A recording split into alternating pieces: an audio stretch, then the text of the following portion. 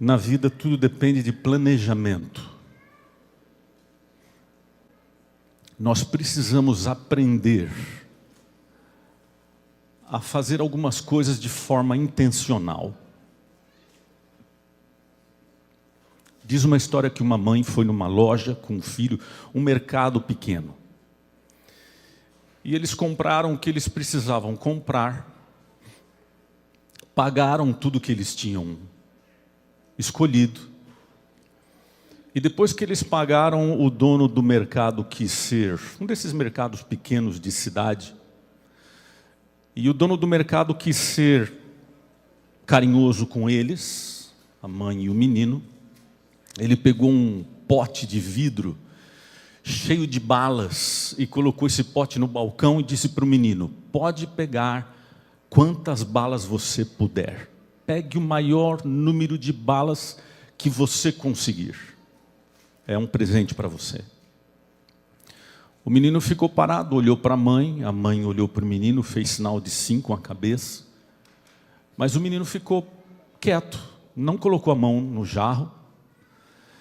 E o dono do mercado insistiu de novo: pode pegar, pode pegar. E a mãe virou para o menino e falou: filho, pode pegar. Mas ele continuou tímido e não pegou as balas.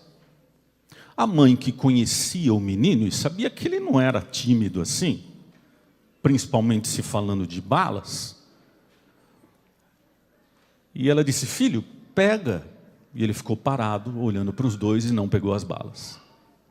O dono do mercado disse assim: tá bom, então deixa que eu pego para você. Enfiou a mão no pote de balas e colocou um monte de balas nas mãos do menino. Eram tantas balas que ele teve que segurar com as duas mãos. E ele pegou as balas, saíram do mercado, entraram no carro. E quando eles entraram no carro, a mãe olhou para ele e falou assim: o que foi, filho? Por que você ficou com tanta vergonha? Por que você não pegou as balas? E o menino olhou para a mãe e disse assim: mãe, eu podia ter pego as balas, só que a mão dele é muito maior do que a minha. Na vida tudo depende de estratégia e planejamento. E é verdade que às vezes algumas coisas não saem do jeito que a gente planeja, também é verdade. Por isso eu queria que você abrisse a sua Bíblia no livro de João. Abra a sua Bíblia no livro de João, capítulo 11. O texto que nós vamos ler você já conhece. A história que nós vamos estudar hoje você já conhece. Nós não vamos ler o capítulo todo, nós vamos ver só uma parte, só uma introdução. Basicamente a nossa reflexão hoje é em cima de João 11. Então você, depois que a gente ler o que vamos ler agora, mantém o dedinho ali segurando em João 11, porque a gente vai estudando o capítulo aos poucos, verso por verso, tá bom? Na minha Bíblia, na minha versão, a Bíblia diz assim, verso 1, João 11, 1. Ora, estava enfermo um homem chamado Lázaro, de Betânia, aldeia de Maria e de sua irmã Marta. E Maria, cujo irmão Lázaro se achava enfermo. Era a mesma que ungiu o Senhor com bálsamo e lhe enxugou os pés com os seus cabelos. Mandaram, pois, as irmãs dizer a Jesus: Senhor, eis que está enfermo aquele que tu amas. Jesus, porém, ao ouvir isso, disse: essa enfermidade não é para a morte, mas para a glória de Deus, para que o Filho de Deus seja glorificado com ela. A gente vai ler até aqui, o restante a gente vai vendo aos poucos. Mas existem 37 relatos de milagres que Jesus fez na Bíblia.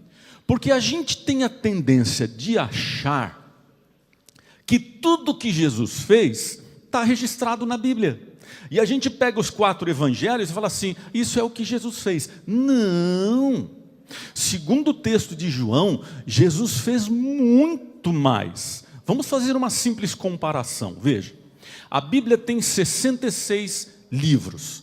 Desses 66 livros, apenas em 4, basicamente, estão relatados as coisas que Jesus fez.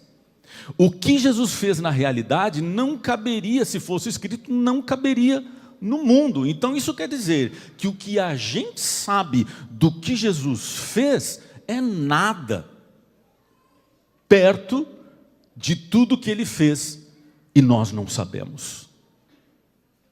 Essa história de Lázaro, que nós acabamos de ler, ela é registrada só no livro de João.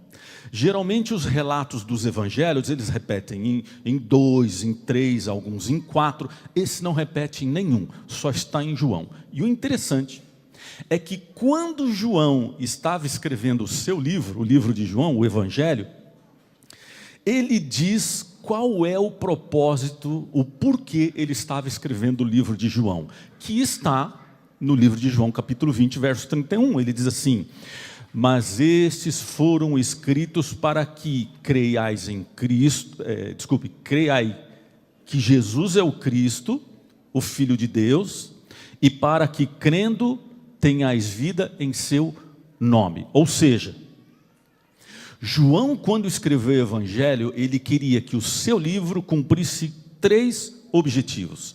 Primeiro, que as pessoas soubessem quem é Jesus. Segundo, que as pessoas soubessem que ele é o Filho de Deus. E terceiro, que as pessoas entendessem que ele é o único que pode dar vida. Ao contrário dos outros evangelhos, João se concentra nos conceitos filosóficos e teológicos, e essa é a característica do livro de João. Bom, lembre-se que na Bíblia, os nomes das pessoas geralmente eram relacionados com o caráter delas, ou pelo menos com alguma coisa que elas fizeram. E o texto que nós lemos fala de 3 pessoas: Marta, Maria e Lázaro. Lendo o texto, o relato, o capítulo todo, você consegue entender um pouco a respeito de cada um deles. Então, por exemplo, Marta. Marta parecia ser uma mulher lógica, racional, metódica, detalhista. Maria era o oposto, completamente o oposto. Ela aparentava ser mais emotiva, preocupada com as pessoas, o seu forte era relacionamentos, era criar conexões. E Lázaro era o cara que ficava no meio, como ponte ali no meio do tiroteio entre a diferença de personalidade das suas 2 irmãs. E o nome Lázaro, ele é uma declinação do nome Eleazar. E Eleazar vem da junção de 2 palavras. Primeira, El, que quer dizer Deus. E segunda, Azar, que quer dizer azarado. Não, tem nada a ver com isso. Azar quer dizer ajudar. Olha que coisa interessante.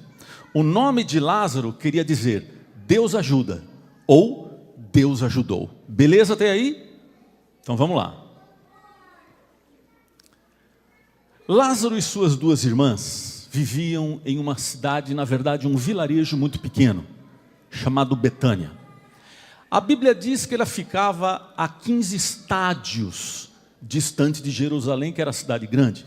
Traduzindo mais ou menos a distância, 15 estádios é alguma coisa entre 3 a 4 quilômetros de distância da cidade grande.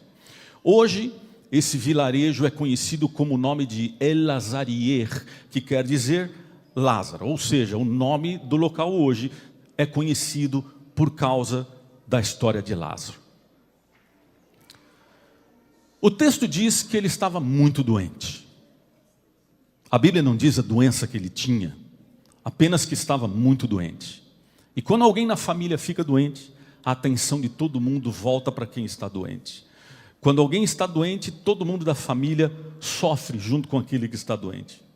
Suas irmãs provavelmente já tinham feito de tudo o que estaria ao alcance delas, tentando levar Lázaro para os médicos, mas o texto da Bíblia diz para nós que, a despeito da tentativa delas, o resultado de Lázaro ia de pior a pior. E as aparências mostravam que Lázaro estava caminhando para a morte.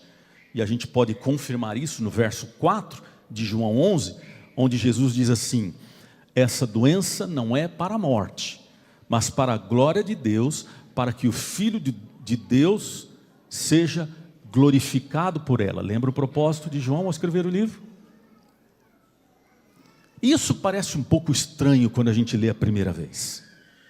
Porque a gente que conhece a história, a gente sabe que no fim, Lázaro morreu. Parece meio esquisito ele dizer isso. Eu gosto, por exemplo, da versão da Bíblia Viva. A versão da Bíblia Viva, ela diz assim, olha: o propósito da doença dele não era a morte. Aí parece que encaixa melhor. Quando eles perceberam, a situação estava verdadeiramente ruim. Decidiram mandar uma mensagem para Jesus, avisando de tudo que estava acontecendo. E logicamente o texto não diz, mas estava implícito na mensagem o seguinte pensamento: venha o mais rápido possível. O que me chamou a atenção quando eu estava estudando o texto é que, quando você vê a mensagem que foi enviada, que está no verso 3, o que me chama a atenção é que na mensagem não aparece o nome Lázaro. No verso 3, a Bíblia diz assim, a mensagem foi a seguinte: Senhor, eis que está enfermo quem? Aquele que tu amas. Mas o texto não diz o nome de Lázaro. Ninguém disse o nome dele. Mas o interessante é que, mesmo sem dizer o nome, Jesus sabia de quem estavam falando. Interessante isso. Sabe por quê? Porque essa é uma realidade até hoje. Jesus sabe o nome de todos aqueles que Ele ama. E por isso Ele sabe o teu nome. Você tem um Deus que criou você. Você tem um Deus que conhece você. Você tem um Deus que chama você de filho. Você tem um Deus que nunca vai deixar você. Não importa onde você vá, Ele sabe o seu nome. Ele sabe os seus pensamentos. Ele conhece cada lágrima que cai, mesmo que quando você chore, você não diga o seu nome. E é por isso que Jeremias diz assim: antes que eu te formasse no ventre materno, eu já te conhecia.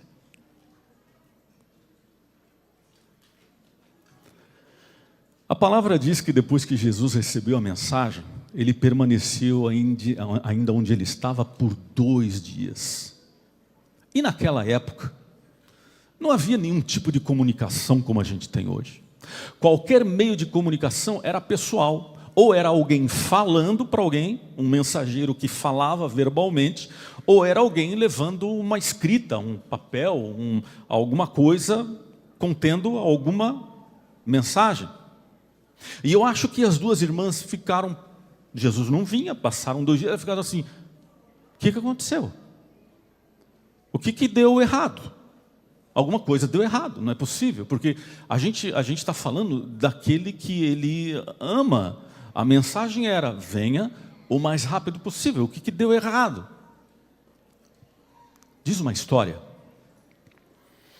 que uma empresa aérea, uma empresa de aviões, uma companhia aérea, estava tendo muitas dificuldades com a alta porcentagem de acidentes com seus aviões.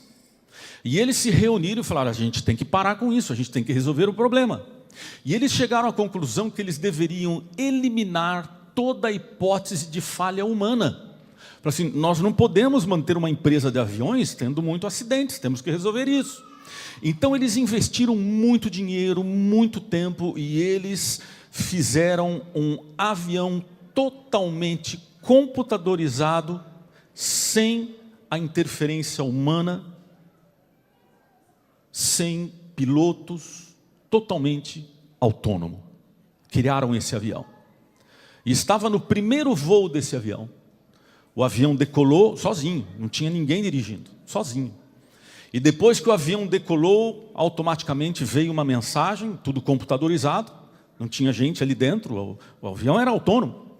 E no alto-falante veio a seguinte mensagem dizendo assim: queridos passageiros, queremos informar que vocês estão no primeiro avião completamente automatizado e computadorizado do mundo. Por isso, reclinem suas poltronas e relaxem, porque nada de errado, de errado, de errado, de errado, de errado. Deixa eu dizer uma coisa para você. O mundo que a gente vive é um mundo onde acontecem coisas erradas. Para muitos de nós, eu não sei o que foi exatamente o que você planejou. Mas para muitos de nós, pode ser que você olhe para você hoje e pense assim: não foi isso que eu sonhei. Para muitos de nós, a vida não saiu exatamente como você planejou no passado. Para muitos de nós, algumas coisas tiveram um preço muito maior do que você imaginou que teria lá atrás.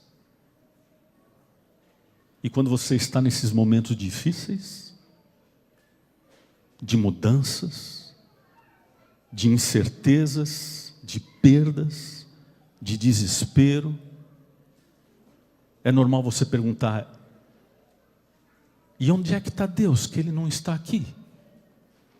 O que Ele está fazendo de mais importante que ainda não veio? O que aconteceu de errado? Pode ser um relacionamento que não é mais do jeito como era antes. Pode ser um relacionamento com os filhos que não é mais do jeito como era quando eles eram crianças. Pode ser uma carreira confortável que você tinha, e agora as várias entrevistas de emprego parece que não vão acontecer, ou pelo menos não chegam nem perto da renda que você tinha antes. E você tem vontade de jogar a toalha, de desistir, porque Deus está em silêncio. E quando você pensa nisso, você pergunta para você mesmo: o que foi que deu errado? Na verdade, se Lázaro tivesse um pai ou uma mãe, na verdade não, se você fosse o pai ou a mãe, se você fosse um dos irmãos de Lázaro, eu tenho certeza que nesse momento você ia estar com muita raiva de Jesus por não ter ido socorrer o desespero e acabar com o pesadelo deles.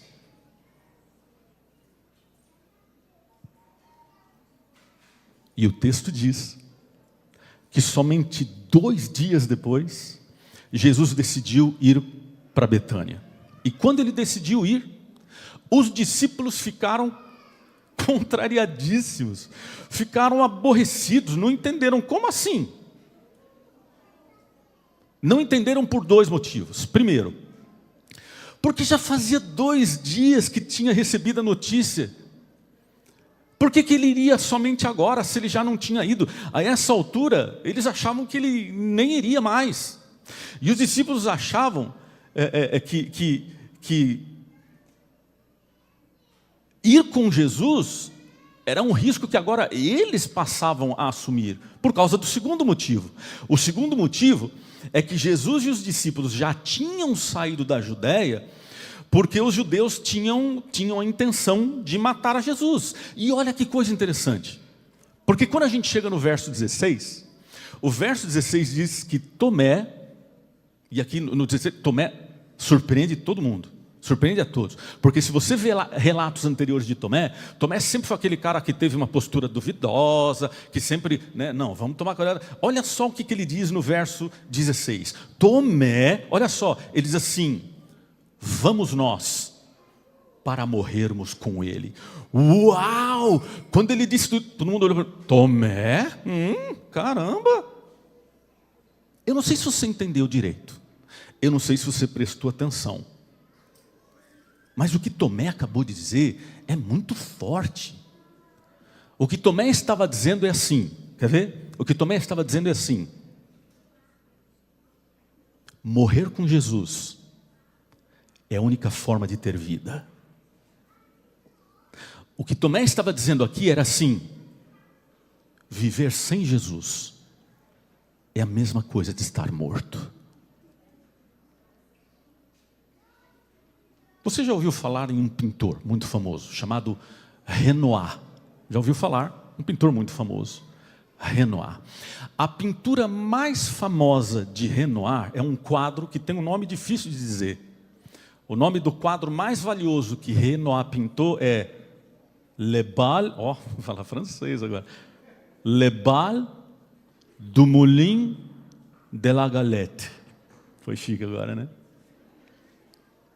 Nem sei se eu consigo falar duas vezes. Le Bal du Moulin de la Galette. Foi pintado em 1876. Sabe em quanto essa pintura é avaliada hoje?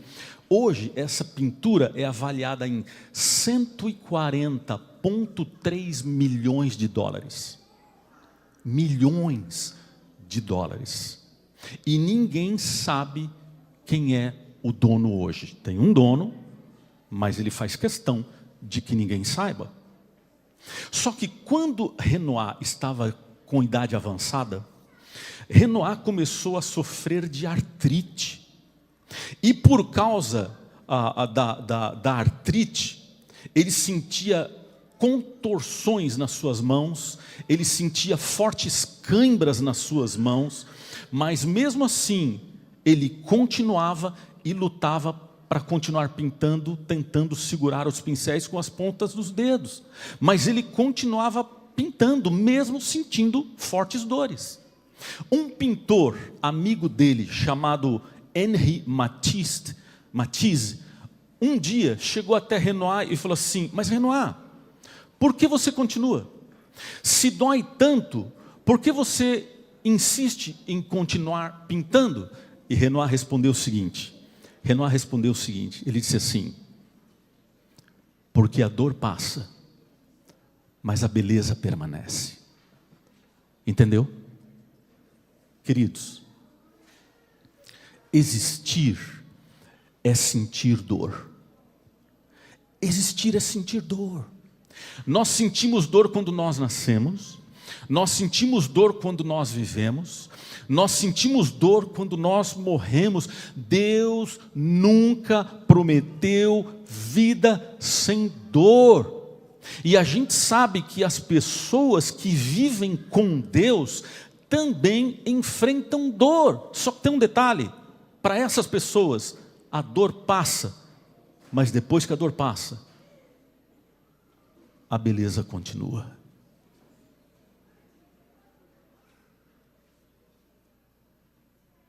Bom, se você continua lendo o texto, você vai ver que Jesus acabou voltando para Betânia. E quando ele chegou lá, já faziam 4 dias que Lázaro tinha morrido, que ele já estava na sepultura. E no fundo a gente pensa assim: por que será que ele demorou tanto? E aqui nós encontramos 3 razões básicas por que Jesus demorou para ir. Primeira, existia uma crença popular na época de Jesus, que depois que uma pessoa morria, nos primeiros 3 dias, podia ser que o espírito da pessoa voltasse para o corpo. Era uma lenda da época, eles acreditavam nisso. A pessoa morria, o espírito saía da pessoa, durante os 3 primeiros dias, pode ser que o espírito voltasse. E eles dizem até o seguinte: Quando o espírito voltasse, se o corpo já tivesse em decomposição, o espírito não está bonito isso aqui. O corpo nem voltava, o espírito nem voltava, ia embora e deixava o corpo. Então, depois do terceiro dia, a partir do quarto dia, se não voltasse, então durante os 3 primeiros dias, os familiares ficavam perto do morto, perto da tumba, do túmulo, e ficavam ainda na expectativa de que o morto pudesse voltar. Sei lá, que em algum momento alguém morreu, alguém ficou de coma e depois voltou. Eles acreditavam nessa lenda e eles ficavam ali. Então, essa pode ser a primeira razão, porque se Jesus tivesse voltado antes do quarto dia, as pessoas olhariam e dizer assim, não é um milagre. Ele simplesmente voltou, como a crendice da época ensinava, somente estava de coma, e aí voltou. A segunda razão, porque Jesus demorou em voltar, a segunda razão, é porque a morte não faz a agenda de Deus. Entende isso? A morte não faz a agenda de Deus. O mal não faz a agenda de Deus. O pecado não faz a agenda de Deus. E por incrível que pareça, às vezes a gente acaba acreditando nesse negócio. A gente vê algumas coisas acontecendo no mundo, a gente vê o crescimento da maldade no mundo, a gente vê gente fazendo coisas no mundo, a gente vê as forças da natureza no mundo, a gente vê as ameaças de guerra no mundo, e eu já vi gente dizendo assim, às vezes a gente fala, nossa gente, Jesus precisa voltar logo mesmo, não é? Não! Jesus não depende do crescimento do mal para ele fazer o que ele tem que fazer. Ele já disse o que ele depende que aconteça para que ele faça o que ele tem que fazer. Mateus 24:14, lembra? E quando o evangelho do reino for pregado a toda criatura, então virá o fim. E terceira razão, porque Jesus não chegou tarde demais. Terceira razão.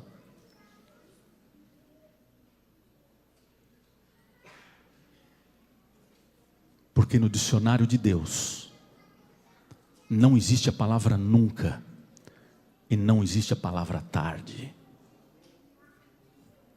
Para Deus tudo é sempre possível. Ele já sabia o que ele ia fazer. Os outros que não sabiam o que ele ia fazer. Mas ele sabia. E aqui vem uma outra lição. Se alguma coisa em sua vida está caminhando para a morte,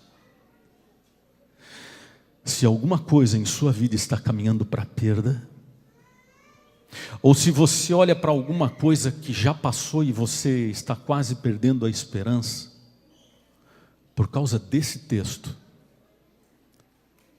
eu posso dizer para você, calma, porque Deus sabe o que Ele vai fazer. É só você que não sabe, mas Ele sabe o que Ele vai fazer. Deus trabalha quando não existe mais chance. Deus trabalha quando não há mais probabilidade. Deus trabalha quando não há mais possibilidade. Deus sempre espera para agir quando não existe mais esperança. Sabe por quê? Porque lá no impossível não existe concorrência.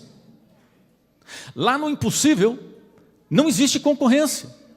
Lá no impossível só Deus consegue ser Deus. E por isso, se Deus ainda não fez alguma coisa na sua vida, é porque ainda existe esperança. E então não adianta Ele agir enquanto existe esperança. Porque a especialidade de Deus começa quando a esperança acaba. Agora, tanto Maria como Marta estavam em luto. O irmão tinha morrido. Estavam todos sentados em casa, com um vazio tremendo dentro deles, que só sabe quem já perdeu alguém que ama muito. E a única coisa que restava para elas era esperar que Jesus, pelo menos, aparecesse para confortar e trazer algum consolo para elas. Lembra do que João falou no verso 3? No verso 3, João dá o detalhe que Jesus amava muito a Lázaro. O sentimento que elas tinham naquele momento era assim: amava mesmo? Se ele amasse, você acha que ele não teria vindo? Você lembra do nome dele? Eu não posso dizer isso, mas eu acho que essa conversa aconteceu. A Bíblia dá alguns indícios disso. Essa conversa entre Maria e Marta deve ter acontecido. Uma olhou para a outra e dizia assim: você está vendo? Amava nada. Porque se ele tivesse amado, ele teria vindo. Essa conversa deve ter acontecido. Uma deve ter olhado para ele e dizer assim: você está vendo? Você lembra qual que é o nome dele? Lázaro. Sabe o que quer dizer o nome Lázaro? Lembra? Deus ajudou. Ajudou? O sentimento era de rejeição. Porque Jesus já tinha curado tanta gente, mas não deu importância àquele que ele amava. E aqui a gente aprende uma lição. Muitas vezes, a gente parece correr mais riscos por gente distante do que por aqueles mais íntimos. Muitas vezes em nome do trabalho, muitas vezes em nome da responsabilidade, muitas vezes em nome dos compromissos, a gente corre o risco de fazer pelos outros mais do que a gente faria por aqueles que a gente ama.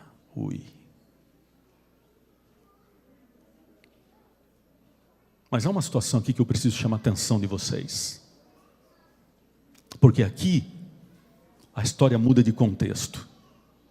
Até então, Jesus tinha ensinado, aqui é um detalhe muito interessante, Jesus tinha ensinado, Jesus tinha pregado, Jesus tinha feito um monte de milagres, mas o interessante é que, olha que coisa interessante, o interessante é que Lázaro é a primeira pessoa relatada na Bíblia que Jesus ressuscitou. Até então ele tinha curado, até então ele tinha feito gente que não andava a andar, até então ele tinha feito gente que não falava a falar, até então ele tinha feito um monte de coisa, mas ele nunca tinha feito alguém que estava morto viver novamente até aqui. Lázaro foi o primeiro. Ou seja, aqui vem uma outra lição. Se você enfrenta alguma luta que aos teus olhos não existe solução, eu posso dizer uma coisa para você: você ainda não tem noção do que Jesus é capaz de fazer.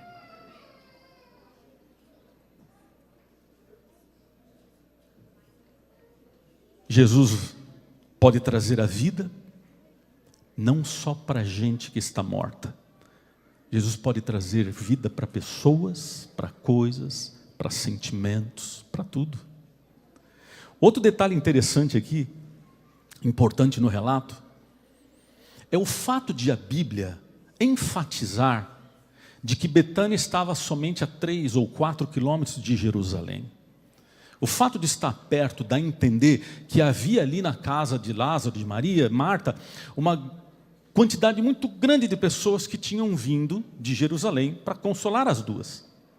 E em um determinado momento, alguém avisou Marta de que Jesus então estava se aproximando do vilarejo. E a Bíblia diz que então ela saiu correndo para encontrar Jesus. A Bíblia diz que quando Marta encontrou Jesus, ela disse uma frase que exprime todo o sentimento de quem está sofrendo. Ela está no verso 21, ela disse assim: Senhor, se tu estivesses aqui, meu irmão não havia morrido. Muitas vezes a gente tem muitas perguntas na cabeça, muitos sês não respondidos em nossa cabeça.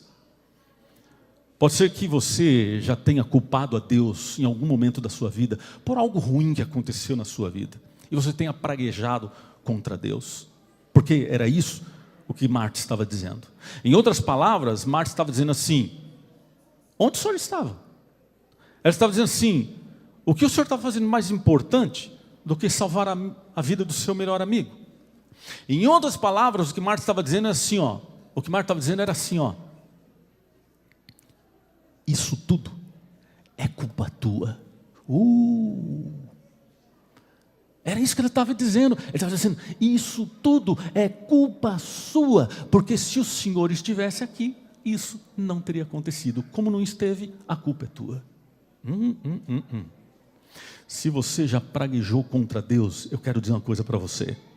Não se sinta culpado por isso. Não se sinta. Porque era isso que Marta estava fazendo. E no verso 25, olha como Jesus reagiu. Imagine se alguém... Você não gosta quando alguém fala, sabe, é culpa tua. Você não gosta disso. Imagine que se alguém morreu e chegou para você, morreu por culpa tua. Oi? E olha como Jesus respondeu. Ele olhou para ela e disse assim, eu sou a ressurreição e a vida. Quem crê em mim, ainda que esteja morto, viverá. E aí ele perguntou para ela no verso 26, você crê nisso? Você está só lendo uma Bíblia, você crê nisso? E essa pergunta eu repito para você, eu repito para mim, você crê nisso? Depois de Marta, foi a vez de Maria. Por isso que eu defendo a ideia de que elas tiveram essa conversa separada. Sabe por quê? Porque depois de Marta veio Maria. E a Bíblia diz que quando Maria chegou para Jesus, ele ainda estava no mesmo lugar onde ele encontrou Marta. E parece que elas tinham conversado antes sobre esse assunto, sobre o fato de Jesus não ter dado bola para a situação, porque quando Maria chegou, o que ela falou no verso 21 foi exatamente a mesma coisa que Marta falou. Ela disse assim, Senhor, se tu estivesses aqui, nosso irmão não teria morrido. Olha, a essa altura, Maria já estava chorando. Alguns judeus que seguiram ela também estavam chorando. E o interessante é que ninguém se tocou que todo mundo estava chorando pela morte, bem ao lado de quem era a própria vida. E aí nós chegamos no verso 35. O verso 35. O verso 35 é muito importante. O verso 35. O verso 35 é o verso mais curto da Bíblia. O verso 35 é o primeiro verso que as crianças aprendem. É o verso 35. E eu lembro quando eu era pequenininho, foi o primeiro verso que eu aprendi. Era o verso 35. E eu ficava assim, às vezes a família reunia para fazer o pôr do sol em algum lugar e pedia para as crianças falar um verso da Bíblia. E quem quer falar para ele? Eu levantava a mão rápido, porque era o único que eu sabia. E às vezes não escolhiam eu, escolhiam uma outra criança. Jesus chorou. Eu falei, lascou. Era o único que eu sabia. É o verso mais curto, menor. Jesus chorou. Algumas pessoas estavam perto, e quando viram Jesus chorando, algumas pessoas oraram e disseram assim, olha, está vendo como ele amava Lázaro? Está até chorando. Em contrapartida, outras pessoas que estavam perto, olhavam e diziam assim, chorar agora? Agora não adianta mais nada, querido. Você tinha que estar aqui quando ele ainda estava doente. Por que não veio quando ele estava doente? Agora não adianta mais nada. Existe um pensamento de um escritor brasileiro chamado Braulio Bessa, que diz assim, nem toda lágrima é dor, nem toda graça é sorriso, nem toda curva da vida tem uma placa de aviso, e nem sempre o que você perde é de fato prejuízo. Tem uma coisa no choro que é interessante. Você já reparou que o choro é contagioso? Já percebeu isso? Quando você está em algum lugar e você vê alguém chorando, já percebeu que dá vontade de chorar também? Já percebeu isso? Já percebeu que tem coisa que... Já percebeu que bocejo é contagioso? Você está... Quem está do seu lado... Já percebeu? É contagioso. E a gente pensa assim, Jesus chorou por quê? Porque viu... tem gente bocejando. Interessante é que a gente pensa assim, será que Jesus chorou? E a Bíblia diz isso, porque ele viu outras pessoas chorando? Não, não. Em toda a Bíblia, Jesus chorou 3 vezes, que está relatado em toda a Bíblia. Jesus chorou 3 vezes. Essa aqui, quando Lázaro morreu. Depois ele chorou quando ele entrou pela última vez em Jerusalém. E depois ele chorou na sua noite no Getsêmani pela sua traição. Jesus chorou 3 vezes. E então a Bíblia diz que Jesus não respondeu, esses que praguejaram. Porque tem uma coisa sobre Jesus. Para ele, é mais fácil fazer do que falar. Então a Bíblia diz que Jesus caminhou até a entrada do túmulo. Havia uma grande pedra no túmulo, e ele pediu para que retirassem a pedra. Quando ele pediu isso, Marta se aproximou e disse para ele o que está no verso 39, diz assim: Senhor, cuidado, já fazem 4 dias, deve estar cheirando mal. Olha que interessante, olha que interessante. Jesus queria entrar na caverna porque ali estava o problema. Jesus queria entrar onde estava cheirando mal, porque é ali que ele tinha que resolver o problema. E até hoje, Jesus quer fazer a mesma coisa. Ele quer entrar na sua vida para fazer um milagre. Ele quer entrar em alguns lugares na sua vida onde esteja cheirando mal, para poder fazer milagres ali. Mas você primeiro vai ter que tirar a pedra. Depois que Jesus pediu para tirar a pedra, a Bíblia diz que ele olhou para cima. E quando ele olhou para cima, ele disse para Deus: graças te dou por haveres me ouvido. Olha que coisa interessante. Pouco tempo antes, ele estava sendo acusado de buscar glórias para si. A partir desse momento, ele deixa claro que ele não faz nada separado do Pai. E agora presta atenção aqui. Presta atenção. Presta atenção.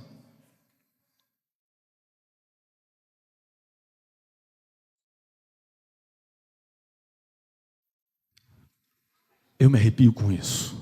Eu me arrepio com isso. As palavras que realizaram o milagre foram simples. Não teve discurso, não teve introdução, não teve ensaio. Eu me arrepio com isso. A ordem que Jesus deu foi direta. A ordem que Jesus deu foi poderosa. Lembra o que ele disse? Ele disse assim: Lázaro, saia para fora. O poder que tinha na voz de Jesus naquele momento era tão grande, presta atenção, você precisa entender isso. O poder na voz de Jesus era tão grande que ele precisou dizer o nome de Lázaro. O poder que existia na voz de Jesus era tão grande que a ordem precisava ser específica, porque se Jesus não dissesse o nome de quem ele está se dirigindo, havia uma grande possibilidade de todos os mortos que estavam naquele cemitério ressuscitassem também. Por isso ele disse: não, vocês ainda não, só Lázaro. Uau! E todos permaneceram no silêncio da morte. E somente Lázaro ouviu a voz de Jesus. Houve um silêncio muito grande nesse momento. Um suspense muito grande. Quando de repente algumas pessoas deram um passo para trás, porque viram uma movimentação lá no fundo, no que estava tudo escuro. Parece que tem alguma coisa acontecendo ali. E quando eles olharam, eles viram um homem enrolado em pedaços de pano, saindo do meio da escuridão, porque ele tinha acabado de experimentar literalmente o que é nascer de novo. Nada mais é dito. Não se fala sobre nenhum detalhe na Bíblia a partir daqui. A Bíblia não fala da expressão do rosto das irmãs quando viram o irmão. A Bíblia não fala da reação de Lázaro quando ele tirou os panos e disse: o que aconteceu? Por que eu estou aqui? Nada mais é dito. E eu fico pensando assim,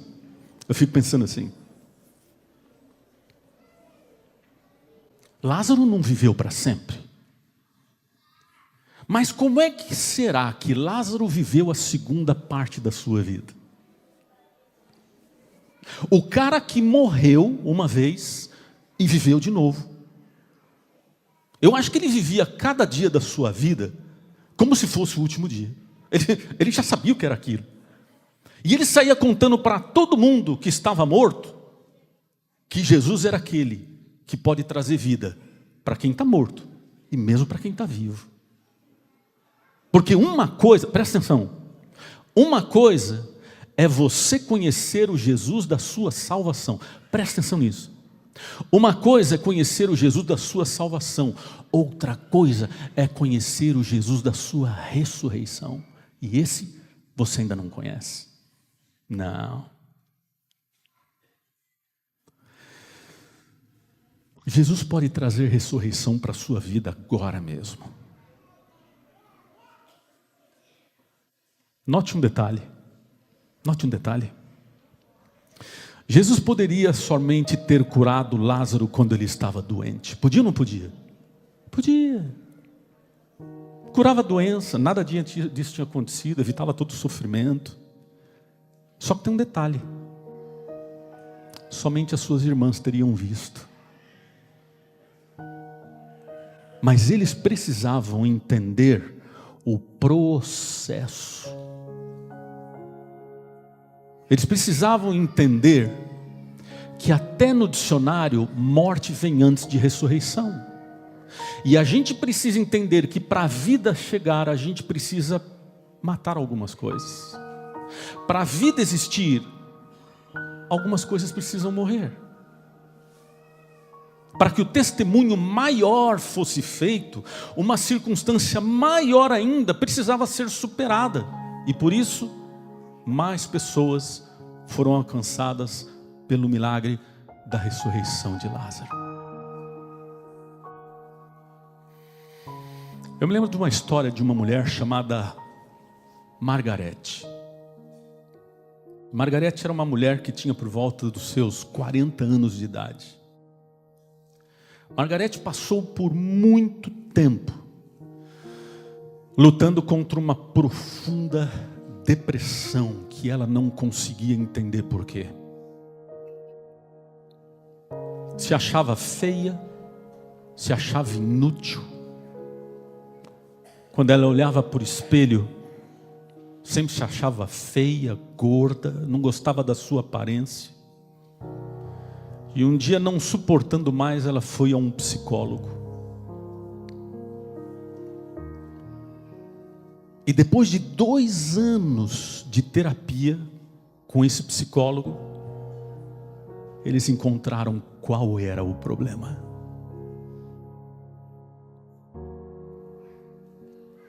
Quando Margarete era uma menina, quase adolescente, um dia ela estava na escola e ela chegou atrasada entre o intervalo das aulas. E infelizmente, para ensinar uma lição para ela, o professor fez uma coisa que iria marcar ela para o resto da vida dela. O professor colocou ela em pé ao lado da sua mesa e disse para os outros alunos: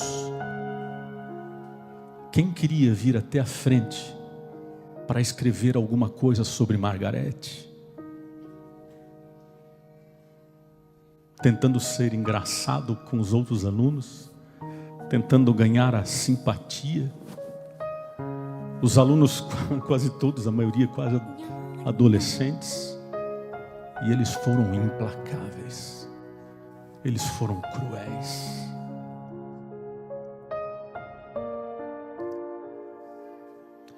Um a um vieram até a frente, um por vez, e começaram a escrever frases como: Margarete é ridícula, Quando o primeiro escreveu essa frase, o resto tudo começou a rir. Aí veio o segundo. O segundo escreveu assim: Margarete é burra.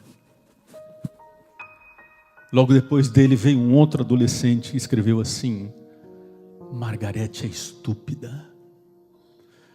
Quando um escrevia, o resto da classe ria.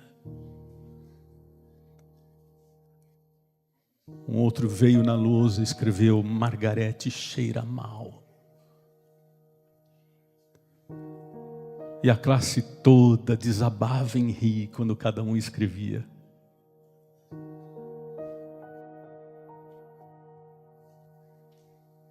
Teve um que escreveu assim: Margarete é tão gorda que ela consegue tapar o sol. E todos riam. Por isso ela não conseguia aceitar a sua aparência. Aquele dia deixou marcas profundas em Margarete. Que até os seus 40 anos ela ainda lutava com essa forte depressão. E depois desses 2 anos de tratamento, então agora o psicólogo disse para Margarete: Margarete, eu sei que isso vai ser muito difícil para você, mas a gente precisa fazer isso. Para você poder seguir em frente, para você poder tocar a sua vida, nós vamos ter que fazer uma coisa agora. Nós vamos voltar para aquele dia. Eu vou com você, ok? Nós vamos voltar para aquele dia. Nós vamos voltar para aquela sala de aula. Você vai fechar os seus olhos e você vai contar pela última vez, detalhe por detalhe, de como tudo aconteceu. Eu sei que não vai ser fácil. Não tenha pressa. Descreva cada criança. Descreva a roupa que eles vestiam. Descreva a ordem que eles vieram. Descreva como eles vieram. Descreva o que eles escreveram. Tente descrever todos eles. Tente descrever os detalhes de como você se sentia. Faça isso com os 15 alunos que vieram até a frente. Eu sei que não vai ser fácil, mas você precisa fazer isso. Depois de um longo silêncio, Margarete fechou os olhos e começou a descrever. E por incrível que pareça, depois de quase 30 anos, ela lembrava cada detalhe. Um por um, ela foi descrevendo cada um dos alunos. Finalmente, quando ela terminou, o rosto dela estava coberto por lágrimas. Margarete chorou de soluçar por algum tempo. Então o psicólogo disse para ela: Margarete, continue com os olhos fechados, porque ainda não acabou. Como assim não acabou? Acabou sim. Eu me lembro dos 15. Eu acabei de escrever para você. Acabou. Foram esses que vieram? Não, Margarete. Você esqueceu de uma pessoa. E eu quero ver com você, junto com você, essa pessoa. Como assim? De quem você está falando? Continue com os olhos fechados. Tem alguém que você esqueceu de descrever? Tem alguém que estava lá? Parece que ele acabou de entrar pela porta do fundo das salas. Você já viu esse homem? Não sei de quem você está falando. Vê isso comigo, Margarete. Ele está caminhando pelo corredor. E agora todos os alunos pararam de rir. Estão olhando para esse homem, tentando entender quem que é esse homem. O que ele está fazendo aqui? Enquanto ele está caminhando, Margarete, ele está olhando para todos os alunos. E o olhar que ele tem para eles não é de condenação. Ele está sorrindo para esses alunos, ele continua caminhando e parece que ele está vindo na nossa direção. Os alunos não estão entendendo nada. E Margarete pergunta: quem é esse homem? É um funcionário novo da escola? Não, Margarete, não. Esse homem é Jesus. E ele está vindo agora em direção à lousa. Você consegue ver isso, Margarete? Veja junto comigo. Ele se aproximou da lousa. E agora ele pegou o apagador. E com esse apagador ele está apagando frase por frase do que os outros escreveram. Presta atenção, Margarete. Essas frases já não estão mais ali. Essas frases já não existem mais. E os alunos, de forma respeitosa, estão olhando para ele porque não estão entendendo o que está acontecendo. Margarete, ele está pegando um pedaço de giz. E pelo que eu estou vendo daqui, parece que ele vai começar a escrever alguma coisa na lousa. Margarete, sabe o que ele escreveu? Ele escreveu assim: Margarete é forte. Ele escreveu assim: Margarete é linda. Ele escreveu: Margarete é minha filha amada. Você consegue ver tudo isso que ele está escrevendo? Sabe o que ele escreveu, Margarete? Ele acabou de escrever o seguinte. Ele escreveu: Margarete, eu morri por você. Margarete, ele soltou o giz. Ele está saindo da sala. E os alunos estão indo embora com ele. Depois que isso aconteceu, a essa altura Margarete chorava de soluçar. E no meio do seu choro, agora misturado com um tipo de um sorriso, agora Margarete ri, porque ela acabou de entender que Jesus apagou tudo que estava matando ela e trouxe vida de volta para tudo que estava morto. Você acredita nisso? Você entende que Jesus pode trazer volta para o que está morto e para quem está vivo? Você entende que Cristo pode trazer vida não só em quantidade, mas em qualidade? Então quero te perguntar uma coisa. Tem alguém hoje aqui que precisa tirar alguma pedra para que Deus entre em algum lugar, para fazer milagres ali dentro? Tem alguém hoje aqui que precisa olhar para Deus e dizer assim: Senhor, apaga essas coisas da minha lousa, apaga isso que domina a vida e que matam a minha, apaga essas coisas da minha vida, porque eu preciso começar de novo. Tem alguém que quer isso? Tem alguém que precisa disso? Tem alguém que precisa olhar para Deus e dizer assim: Senhor, apaga essas coisas, não podem me acompanhar mais. Você tem coisas que você precisa deixar para trás, pôr uma pedra em cima e dizer assim: morreu.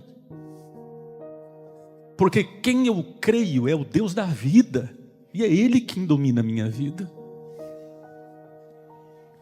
Tem mais alguém que gostaria de se juntar a esse grupinho aqui para eu fazer uma oração especial por você?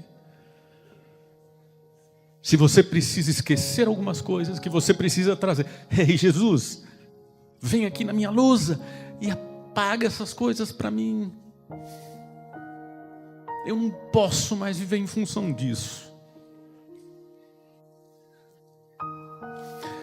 Porque eu quero que hoje você veja Ele fazendo isso. E Ele pode fazer.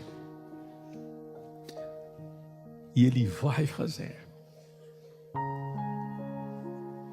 Porque é só Ele que tem poder para ser Deus quando tudo fica impossível. Vamos fazer uma oração? Vamos orar.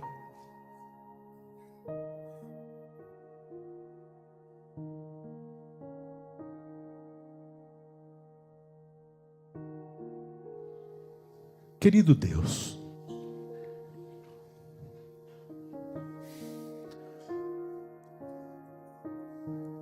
carregamos traumas, carregamos lutas,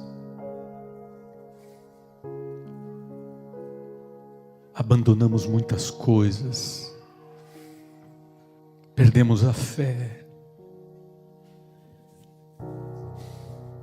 Parece que em algum momento passamos a acreditar mais na morte do que na vida. Esquecemos que o Senhor é o Deus dos começos, que o Senhor é o Deus do possível, onde tudo é impossível. Esquecemos que o Senhor é Deus e nós somos criaturas.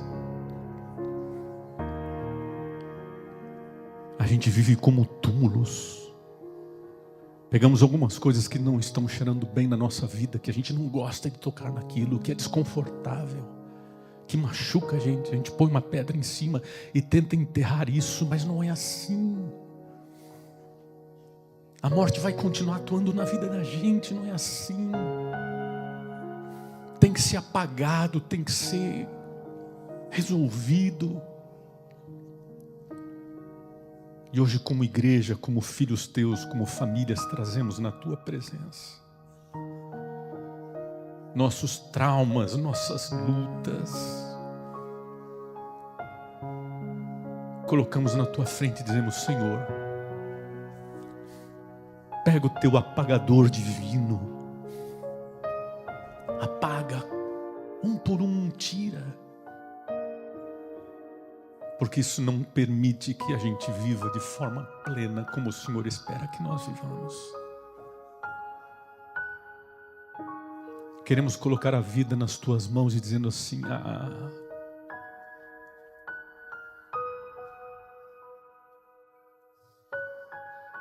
só o Senhor tem poder para resolver algumas coisas que já para nós não existem mais esperanças. E é na frente desse Deus maravilhoso que não julga, que aceita, que acolhe, que nós nos colocamos e dizemos: Senhor,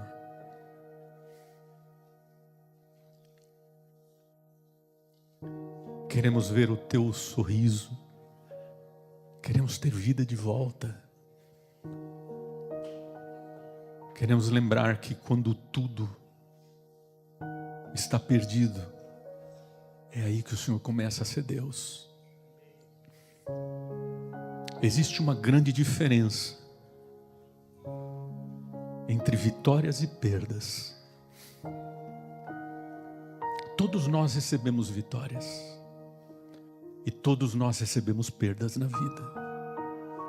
Mas o segredo está em a gente levantar uma vez a mais do que quando a gente cai.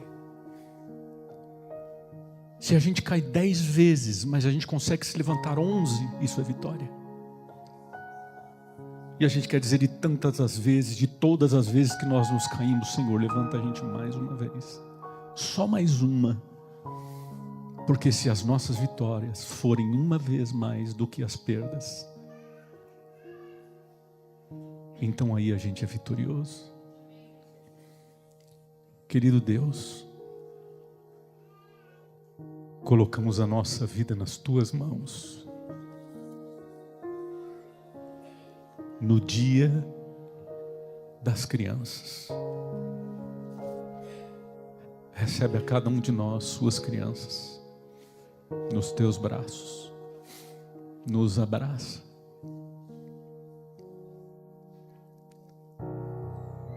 E que todos nós, quando sairmos daqui, possamos ter a certeza de que depois desse culto e dessa oração, muitas coisas vão ficar para trás, porque o Senhor apagou. Traz de volta a vida para o que está morto dentro de nós, e fazemos isso entendendo através desse texto da Bíblia e da tua voz que ouvimos agora, no nome de Jesus. Amém. Amém.